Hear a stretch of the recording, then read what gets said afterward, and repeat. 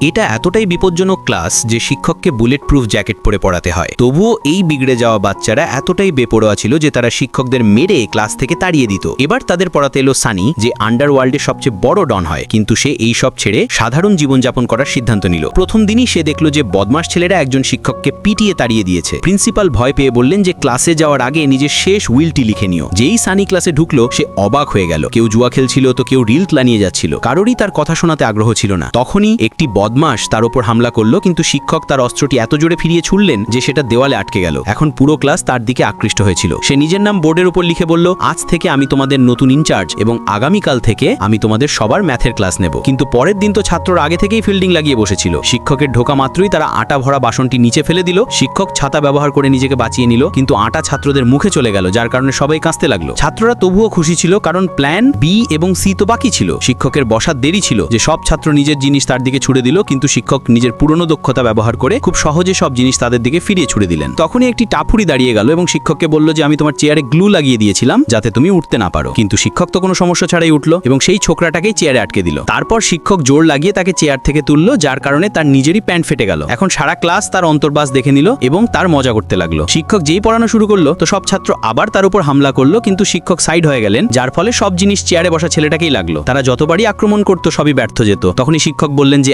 আজ মজা আসেনি, তাই কালের চেয়েও বেশি অনুশীলন করে এসো। এখন ছাত্ররা প্রতিশ্রুতি করলো যে এই শিক্ষককে তাড়িয়ে তবেই ছাড়বে। পরের দিন ছেলেরা দারুণ প্ল্যান বানালো এবং শিক্ষকের গাড়িতে একটি নকল বোমা রেখে দিল যাতে তাকে ভয় দেখানো যায়। শিক্ষক গাড়িতে বসলো এবং নকল বোমাটি দেখে হাসতে লাগলো। তখনই তার এহসাস হলো যে গাড়ির নিচে একটি আসল টাইম বোমা লাগানো আছে। সে বাইরে এসে ছাত্রদেরকে দূরে পালিয়ে যেতে বলল, কিন্তু সেই ছোকরারা বুঝতে লাগলো যে হয়তো আমাদের প্ল্যান কাজ করে গেছে। এই জন্য শিক্ষক তাদের বোমা ফাটার আগেই ফেলে দিলেন, যার কারণে সবার প্রাণ বেঁচে গেল। ভয়ের চোটে সব ছেলেদের মুখ বন্ধ ছিল। এই জন্য শিক্ষক তাদের বাড়ি যেতে বললেন। তারপর সানি নিজের আসল রূপে এলো এবং নিজের গ্যাংকে ফোনে বলল যে বোমা লাগানোর লোকটিকে খুঁজে বের করো। কিছুক্ষণের মধ্যেই তার গ্যাং আসল বোমা লাগানোর লোকটিকে ধরে নিয়ে এলো। সানির পুরনো শত্রুই তাকে মারার জন্যই চালটি চলেছিল। পরের দিন সে আবার ভদ্র হয়ে স্কুলে এলো। তাকে দেখে সব ছেলেরা মাফি চাইলো এবং কাল প্রাণ বাঁচানোর জন্য ধন্যবাদও বলল। তখনই ওপর থেকে মেয়েরা শিক্ষকের ওপর জল ছুটতে চাইলো, কিন্তু ছেলেরা মিলে নিজের শিক্ষককে বাঁচিয়ে নিল। শিক্ষক বুঝে গেলেন যে ছেলেরা তো শুধরে গেছে,